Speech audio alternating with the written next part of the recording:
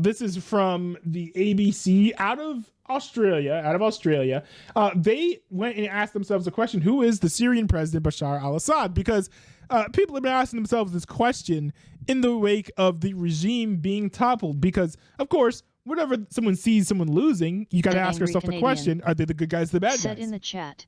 So what more can you tell us about what is unfolding in Syria right now? Well, Ruby, it's very dramatic. It looks like, based on what we know so far, that the Assad regime is falling. It looks like there's no sign of Bashar al-Assad. It's extraordinary given that for 54 years, the Assad regime, it's a dictatorship, a brutal dictatorship, has had an ironclad grasp on Syria for much of that time.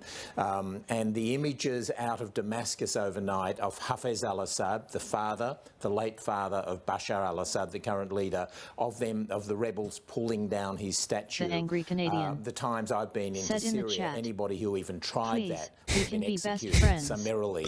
It looks like there's 2,000 or so Syrian soldiers fleeing into Iraq. As Eric Torchek just said, it looks like the rebels have taken, or the army has fled the south, Deraa, which is where the uprisings began in 2011. The rebels, what we know so far, the rebels have taken Aleppo, the second largest city and the commercial centre. The rebels have taken Hama. The rebels look like they're about to take Homs, if not already. They've taken Deraa in the south. And it looks like that the Syrian regime, the soldiers are fleeing. Now, Bashar al-Assad will be thinking of images of people like Colonel Gaddafi and Ceausescu in Romania. When dictators fall, they tend to be treated very badly, very cruelly. The angry Canadian. Ceausescu, of course, in Romania, was shot dead in the snow outside a toilet block like a sick dog. And Colonel Gaddafi, of course, in Libya, was found hiding in a pipe in a stormwater drain. And so there would have been, in all of these dictatorships in the Arab world, they would have had an escape plan ready. That would have been a standard plan. That would possibly involve tunnels under the palaces, and it wouldn't surprise me if we hear the news at any point that Bashar al-Assad has fled, but we simply don't know. It's a chaotic situation. He was right about that. Yeah, a lot of those actions by the rebels that you just listed have happened just in the last few days. I mean, this is accelerated so fast. Why has it been happening so quickly? This is one of the most dramatic, swiftest operations I've seen in the Middle East. These rebels, the Hayat Tahrir al-Sham... Yeah, that shocked me as well, but I mean, it made sense because the leader of the HTS kind of revealed on CNN that basically they had help from the inside. At least that's what it seemed to be. Like he was saying, reading in between the lines. So that explains it. That makes sense. That it got toppled so quickly. I've seen in the Middle East. These rebels, the Hayat Tahrir al-Sham, they had moved to Idlib. They're a sort of an offshoot of Al-Qaeda, and they tried to rebrand themselves. This is like the Taliban 2.0. This is jihadist 2.0. This is the warm and caring jihadists. They'd moved up to Idlib, tried to repackage themselves, but clearly built themselves into a formidable fighting force. And one of the messages out of all of this is a dramatic failure in intelligence. You should have seen the downfall of South Korean president. Yeah, I've got a video about that. There's more stuff to follow up on because I know that he is now going to resign. But yeah, I have one video about that. I'll be doing another stream about that in the future. So yeah, I know I said I would keep the TTS on. I would have turned it off just because while I reacted to videos, it's going to be easier for me to get through them. But I'll turn it back on when I'm not reacting to videos anymore. And one of the messages out of all of this is a dramatic failure in intelligence by the Syrian regime, which has eyes and ears, we thought, everywhere, but they clearly didn't know the capability of the HTS group, who then made this lightning strike on Aleppo. And interestingly, a lot of the people... No, the Canadian. I heard that he was going to resign. That was the news today, at least. That was just a headline. I haven't read the article, but yeah, no. He's apparently just going to resign. He survived the impeachment vote, I heard, but he's going to be resigning. Who then made this lightning strike on Aleppo. And interestingly, a lot of the people in towns like cities like Aleppo and Hama appear to be welcoming these people. A lot of Syrians don't like the brutality of the Assad regime. Dude, Toyota sales are going to be through the roof. Look at these rugged machines. these people. A lot of Syrians don't like the brutality of the Assad regime, and so for a fighting force like this of rebels to have got the capability to unlodge a regime that's backed by Russia and Iran, who have both helped keep Assad in power, it's a spectacular story. And the speed of this, as you say, quite unprecedented. So I guess making predictions about the future is difficult. But do we have any sense of where things may go from here? What we know for sure is that this will certainly lock Syria into at least a permanent civil war now. The rebels have enough capability, clearly, to entrench a civil war. What we don't know is the Assad regime going to flee? And if they flee, then into that vacuum, I mean, the rebels are hardly an alternative government. It certainly suggests that there's well, they claim, look at them again, shooting bullets straight in the air. Ridiculous. But I mean, no, the rebel leader did say that they have plans to form a government. So we'll see what happens there. Long period of chaos and upheaval ahead in Syria. Global Affairs Editor John Lyons, thank you for that. Interesting. So I've heard about like different things about Bashar al-Assad, and you know, of course I didn't grow up under his rule. But yeah, I did want to react to a handful of videos here, kind of talking about what life under the Assad regime was like, some of the bad things that he has done, just to kind of get a perspective of why it would be that the Syrians would be so happy to see Assad fall. So I've got 4 videos here. This is the first one. This is from Sky News Australia. This one's called Dictatorial Syria's Collapse Under Bashar al-Assad Analyzed. Sort of related. It is to do with Middle East. The turmoil there continues as Assad's rule has now collapsed in Syria. I'm going to go back to you, Joe, because I know you've been across what's been happening there for the last 50 or so, 54 years. Anyone is across what's happening there. How significant is this? Look, I think the problem is that the Middle East itself and the Arab world generally tends to rely on a strong man to hold things together. It does not. These countries were not constructed with natural borders that go along the lines of conventional tribal or religious affiliations, and you usually need to have a horrendously oppressive, dictatorial, sometimes theocratic force, in the case of Iran, which does have some sort of cultural sort of cohesion, to be able to suppress all these competing tribes. In the case of Syria, of course, you've got all these diverse religions. You've got the Kurds as well, who are in all sorts of trouble, and we should never have abandoned. The problem with what happened last time with Assad, and again, it's weird that we just sort of all forgot that the war in Syria was still going on. The only reason Assad was able to re-establish his control after ISIS took over was thanks to Putin and Iran, and they propped up his regime, and everyone else just decided to forget about it. It was Russian jets that were shooting down ISIS, and we all just sort of looked away. In the meantime, ISIS had completely wiped out who you might call the good guys. So you've got Assad, who's evil. Then you've got these good pro-democracy, liberal rebels who are often students who rose up in the Arab Spring like so many other protest movements did. How are they all going, by the way? And then immediately as there's a rebellion there, that super evil guys, i.e. ISIS or Al-Qaeda, think, right, this is our chance. Muslim Brotherhood in Egypt is another one. And they completely cannibalised. And that's what happened here, because Al-Qaeda and that is exactly what happened in Syria. So we shouldn't quite be celebrating. That's exactly right. So suddenly, Assad becomes the left. I mean, I think that, you know, there's a danger in leaning too far into either side, because you could always be wrong. But, you know, bro, if the leader of the HTS plans on doing everything that he said in that interview with CNN, that doesn't sound too bad. But, of course, the thing is, could be lying. Again, like CNN had pointed out, he was trying to change the image of the HTS, you know, kind of leading into this offensive, probably in a way to curry more favor and support internationally as he took over Syria and deposed Bashar al-Assad. Two evils, and the West was completely and utterly sort of beside itself. And it's actually really bad for Christians what's happened. Assad did provide more safe religious freedom, than, yes. than obviously ISIS was and is ever going to. And this is what I remember there was. Wait, hold on, what did you say? Becomes the lesser of two evils, and the West was completely and utterly sort of beside itself. And there It's actually really bad for Christians, what's happened. Assad did provide more safe religious freedom, than, yes. than obviously ISIS was and is ever going to. And this is what I remember there was a CIA analyst, former CIA. Wait, so is he saying that the HTS would crack down on Christianity more than Syria? I want to run that back one more time. Christians, what's happened? Becomes the lesser of two evils. So suddenly, Assad becomes the lesser of two evils, and the West was completely and utterly sort of beside itself. And It's actually really bad for Christians, what's happened. Assad did provide more safe religious freedom, than, yes. than obviously ISIS was and is ever going to. And this is what I remember there was a CIA. So what he's saying is that Assad was less harsh on Christians than other groups in the region, especially militant groups. So it is possible that a group like HTS would crack down on Christianity in Syria more than Assad did.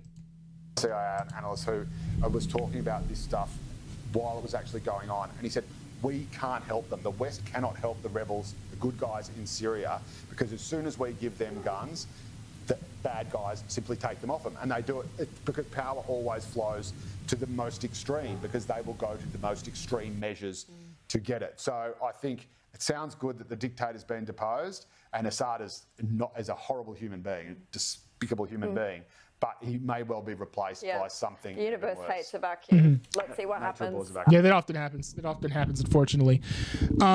Let's go to the next video that we have. This is the Hama massacre. It says, when Assad killed 40,000 Syrians in 3 weeks.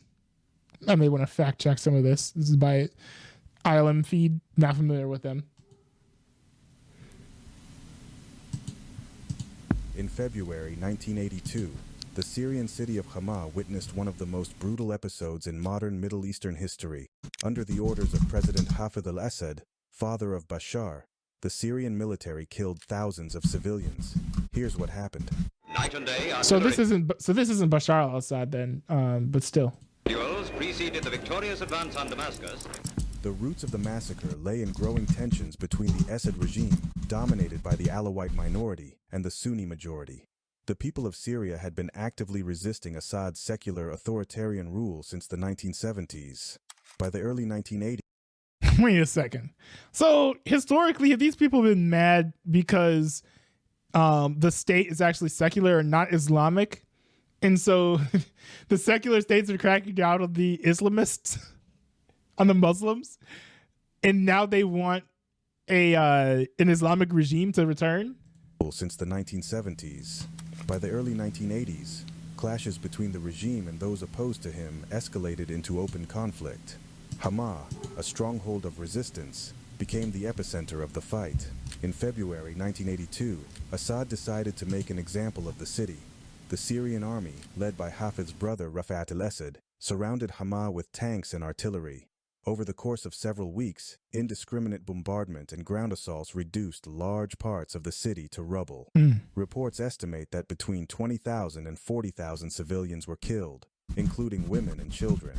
Entire neighborhoods were wiped out. Survivors described mass executions and other atrocities committed by the regime's forces. For decades, discussion of the Hama massacre was taboo in Syria. It was erased from official narratives, but its scars remained. The event symbolized the lengths to which the Assad regime would go to maintain power. Understanding the Hama massacre is crucial to grasping the dynamics of Syria's ongoing conflict. The legacy of repression and fear set by Hafez al-Assad still shapes the nation today under his son, Bashar al-Assad. Man, great AI voice, but a terrible story. It says here, the Hama massacre occurred in February 1982 when the Syrian Arab Army and the defense company's paramilitary force under orders of President Hafez al-Assad besieged the town of Hama for 27 days in order to quell an uprising by the Muslim Brotherhood against the Ba'athist government. The campaign that had begun in 1976 by Sunni Muslim groups, including the Muslim Brotherhood, was brutally crushed in an anti-Sunni massacre at Hama, carried out by the Syrian Arab Army and Alawite militias under commanding general Rafat al-Assad. So the Muslim Brotherhood is a terrorist organization, but I wonder if they were being violent and militant before this happened, because you can easily get things to escalate when you do stuff like this. You know, if you got a group that's just protesting and then you gun a bunch of them down, you know, not to say that they don't carry responsibility if they end up becoming terrorists, but I mean, you can kind of understand and see how that might happen, right? Which is why it's important. It's one of the reasons why it's important not to respond violently to political disagreements like this. I do find that kind of curious, though. Prior to the start of operations, Hafez al-Assad issued orders to seal off Hama from the outside world, effectively imposing a media blackout, total shutdown of communications, electricity and food supplies to the city for months. Initial diplomatic reports from Western countries stated that 1,000 were killed. Subsequent estimates vary, but with the lower estimates reporting at least 10,000 deaths, while others put the number at 20,000 or 40,000. The massacre remains the single deadliest act of violence perpetrated by an Arab state upon its own population in the history of the modern Middle East. Yikes. But at the same time, it's not Bashar al-Assad himself. Couple other videos here. This one is from France 24. Bashar al-Assad and his predecessor father Hafez al-Assad, as you mentioned earlier, sir, were known for being some of the most brutal dictators in the region, really. Can you just take us through what life looked like under their regime, especially for civilians, for political prisoners? Yes, exactly. I just want you actually to point out to the political prisoners. The main cause of the Syrians in the last 24 hours just to reach the thousands of political prisoners. We saw horrific videos of women, of children, 2 or 3 years old in prison inside Naya.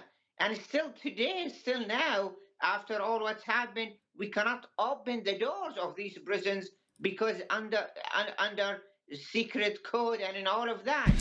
It's absolutely wild to me to see these like these protests and celebrations over here, and like there's like 5 guys across the street. Like, that's crazy. And as been working on Syria for almost 30 years, I shocked of some information today about secret prisons in Damascus and in other areas. I never imagined that there is a secret prison that I think we still have less than 24 hours and more coming. But this is a brutal regime, ruthless regime, in not dealing with his opponent, but also with the dealing with every Syrian citizen who say, or maybe with some of the secret reports, can oppose the regime. This is yeah, and I guess from a non-Islamic perspective, I can understand. You know, some people would be worried about the danger of having an Islamic nation in the area because they tend to be pretty brutal and oppressive to their citizens. But at the same time, you have to honor the autonomy of the citizens there. If that's the type of regime that they want, you know, I would say that they have a right to that, to be honest. As oppressive and as horrific as I might find that to be personally. So certainly these people shouldn't have been like shot at and attacked and oppressed just for protesting. This is, I feel like it's just it's bad. We could be in between the rock and the hard place here, where we've got a secularist, oppressive regime that has been toppled by a group that is seeking to put in an Islamic oppressive regime. Things could just go from bad to worse, or bad to slightly better, or from bad to a different flavor of something that's just as bad. And I think every Syrian now, they feel the freedom. They feel actually a new era is coming. They feel that the future is better than the past. And this is my message to the international community. This is the right time to help the Syrians to overcome those 50 years of the dictatorship. Syria, as I said, it's a ruined country. It needs a lot of help, and the importance of the international community to help the Syrian people in this critical time. And we've got this last segment here. This is from Al Jazeera, where they said, few shedding of tears for the fall of the Assad regime. The UN's envoy to Syria has called for urgent talks. Now, I find it interesting that Al Jazeera is saying this to a degree, but not entirely shocked because, hey, you know, the Assad regime was secularist and Al Jazeera is Islamic. So they probably are definitely more likely to side with these rebels than, you know, some others might be. The UN's envoy to Syria has called for urgent talks in Geneva to ensure an orderly transition. Geir Pedersen sat down with Al Jazeera's diplomatic editor James Bays on the sidelines of the Doha Forum here in Qatar. So I think what is important is that we is able to find a situation where there is a political way out of this. And that political way, as I said, needs to be very different from what it has been before. It needs to be a process that is inclusive of everyone, and where we really focus on that there needs now to be, you know, a unity, stability, where Syria is able to restore the sovereignty of all its territory with a new, you know, I said we shouldn't work on the constitution, but what we need to work on is an understanding that there needs to be a new social contract in Syria that brings the Syrian people together. A lot of wounds that needs to be healed, and a lot of challenges, but that's the only way forward. Let's speak now to Kenneth Roth. He's the former executive director of Human Rights Watch. He's conducted several investigations of rights abuses in Syria, joins us now from Geneva. Thank you for your time. You've described the Syrian regime in the past as one of the most brutal regimes on earth. Your reaction to their fall today? I have to say, few people are shedding any tears over the demise of the Assad regime. You know, this is really one of the world's most ruthless regimes. And if you think about what they've done, you know, they've executed or tortured to death thousands upon thousands of prisoners. They've used chemical weapons against their own people. They dropped repeatedly these notorious barrel bombs, you know, filled with shrapnel, designed to maximize damage in civilian areas when those areas were held by the armed opposition. So this is a man who has been willing to do absolutely anything to retain power, with the effect that, you know, some 12 million Syrians were forced from their homes, roughly half into exile, half displaced within the country.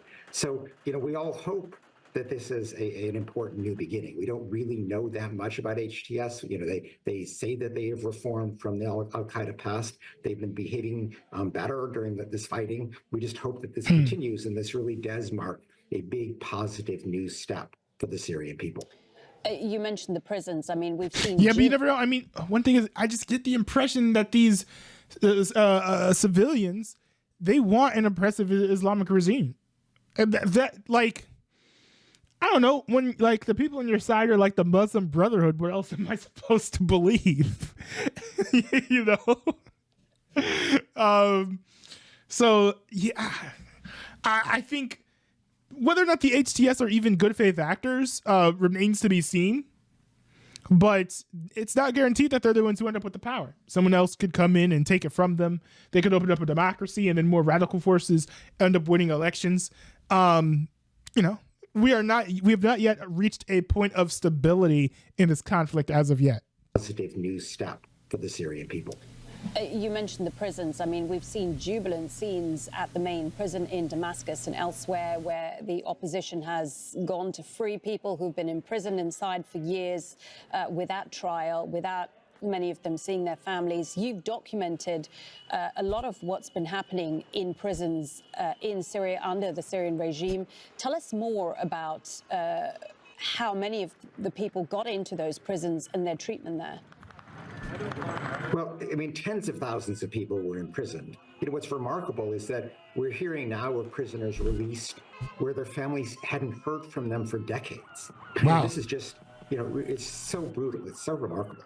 I think the best insight we had into the prisons was when a former Syrian military photographer who used the code name Caesar escaped with photographs showing roughly 7,000 bodies. These are people who had been killed in Assad's prisons. So that gives you a sense of the magnitude of the brutality that took place here. And the people being released now, their lives have been destroyed by years and years of detention, but at least they're the lucky ones, they survived. You mentioned the group HTS. Of course, it and some of its partners do have a violent past with allegations of conducting human rights abuses. It is also still prescribed as a terrorist organization by the UN and several governments. How concerned are you really about them essentially being in power of a country hugely divided by lots and lots of sects? Well, I have to say, I've been heartened by this. Sorry, I was just reading the captions there. A country hugely divided by lots and lots of sects. Well, I have to say, I've been heartened by the statements of Jolani, the HTS leader, stressing the diversity of Syria. I'm stressing the importance of respecting these differences. At the same time, they've governed Idlib now, the northwestern province, for years.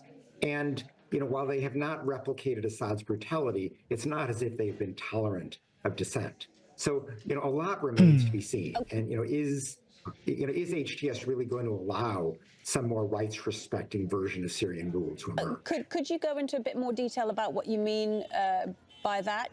As you say, they have held control of Idlib. They have been essentially like the de facto government there for some time. As an organization, what can you tell us about their rule there? But they really did try to build up a civilian government. So they were key in allowing the transfer of humanitarian aid from Turkey into northwestern Syria. They, began to build institutions, schools. They tried to resurrect the hospitals that the Syrian and Russian governments were bombing. So in that sense, they really did try to provide services to the Syrian people and show themselves, ready to be a government in that sense. But, of course, what you didn't have in Idlib is an opposition media, opposition political parties, critics. I mean, these basic political freedoms they didn't tolerate. And I hope that, now that they've won the war, now that they're not fighting against the Assad dictatorship, that a more politically tolerant version of HTS will also emerge. With Assad now gone and the Prime Minister essentially saying that, he will allow the people to choose their next leader, what are the main things you will be watching as a human rights group when it comes to the political transition? I think it's important to recognize that, one can't just, hold a snap election tomorrow. When you've had a brutal dictatorship like this, you really do need to prepare.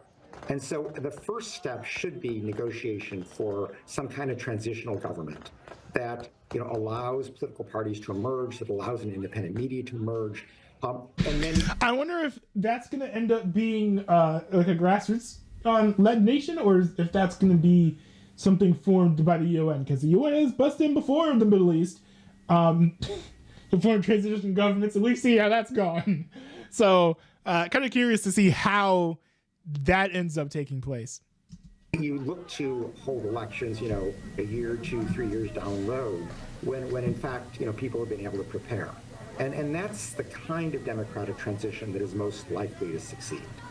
Okay, really good to get you inside. Kenneth Roth, former director of Human Rights Watch, speaking to us there from Geneva. Interesting. Well, all in all, it sounds like the Assad regime deserved to go by the wayside. It's a shame that it couldn't go down through democratic means, as I think if there's any government that should be toppled, it should be toppled through democratic means. That's the way that I would like to see it done. It's a shame that there's no mechanism there for that to take place, but I'm relatively glad that that regime is no more. And I'm just looking to see what happens next. I hope that we don't see persecution of Christians, as Sky News Australia was indicating it might be the case. I hope that we don't see a further suppression of opposition media and opposition parties, like the former UN individuals just said on Al Jazeera, as was already happening in Idlib. But yeah, we just have to watch and see what'll happen next. These next few weeks are going to be very, very interesting in regards to what the future of Syria is going to look like.